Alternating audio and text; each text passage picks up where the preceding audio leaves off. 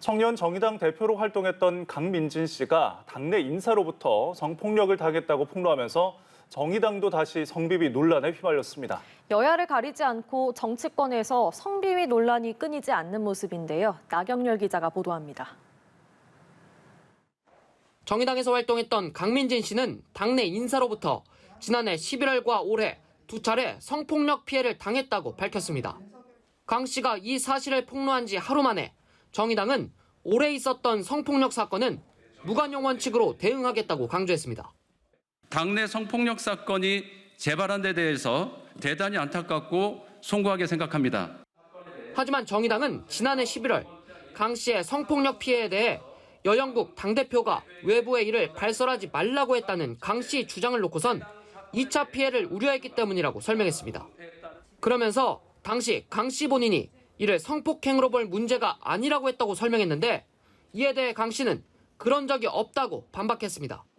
최근 여야 가릴 것 없이 성비위로 논란이 잇따르는 가운데 정의당마저 성추문을 겪으면서 정치권의 성인식에 대한 비판의 목소리가 더욱 커지고 있습니다.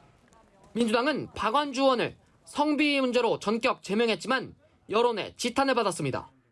민주당에선 최강욱 의원이 당내 온라인 회의에서 성희롱성 발언을 해 논란이 되기도 했습니다.